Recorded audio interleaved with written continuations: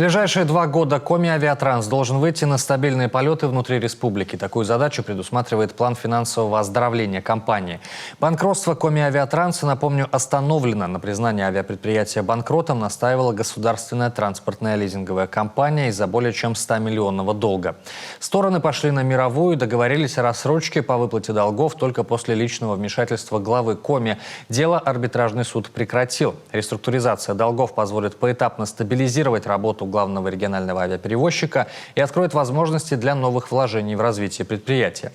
Сейчас же, как заявил гендиректор нашего главного авиаперевозчика, важно дать возможность жителям республики пользоваться постоянным авиасообщением. Слово Роману Истомину. В Воркуту, Уссельму и Усинск будут летать Ан-24, о возвращении которых в августе заявил глава. Там, где полосы короткие, продолжат работу Л-410. Отечественные «Аннушки» начнут летать сразу после выполнения технического рейса в Воркуту. На этой неделе в Сыктывкаре ждут первый самолет, а всего их будет 2. Плюс Ан-26, санитарный. 29-30 приходит борт из Нижнего Новгорода после регламентных работ. До 7 ноября приходит борт из Пскова. Я думаю, что в этот период времени мы готовы будем сначала выполнить технический рейс на Воркуту, а далее уже начнем работать по расписанию. В августе Владимир Уйба, напомним, назвал прежний опыт Коми Авиатранса с эмбрайерами печальным. И более того, попытка пересесть на эмбрайеры как раз и разорила компанию. В то же время «Аннушки», по его словам, экономически эффективнее и по обслуживанию надежнее. Ан-24 – это самая надежная машина сегодня. И потом 48 мест – это, в общем, как раз 60% загрузки – это очень хороший объем перевозок. Но, тем не менее, мы все-таки думаем, и где-нибудь 23-24 год, после прохождения летных испытаний, у нас должен прийти в Россию Ил-114, это хороший современный новый самолет. МС-21 еще там где-то на горизонте тоже идет, но Ил-114 должен прийти раньше.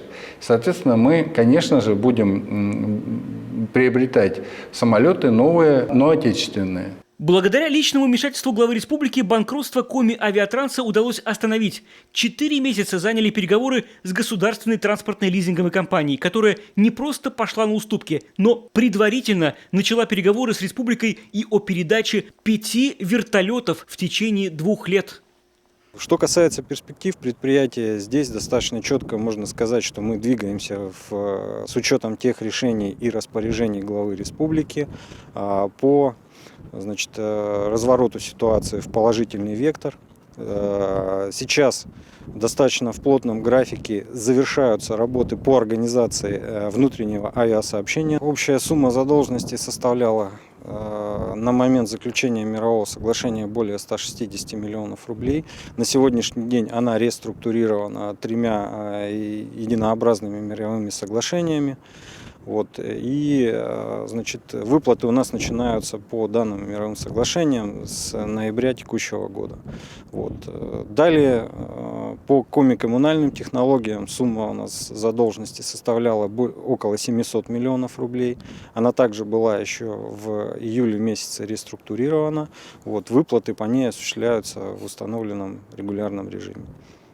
В руководстве авиакомпании признают, что период восстановления пассажирских линий будет непростым. Нужно будет вернуть доверие к нашим региональным маршрутам. Кроме того, потребуется разработать технологию комфорта, которая так важна на севере. Однако безопасность полетов останется главным приоритетом. Каждый борт перед эксплуатацией будет проверен до последнего винтика. Роман Истомин, Дмитрий Ведерников, телеканал «Юрган».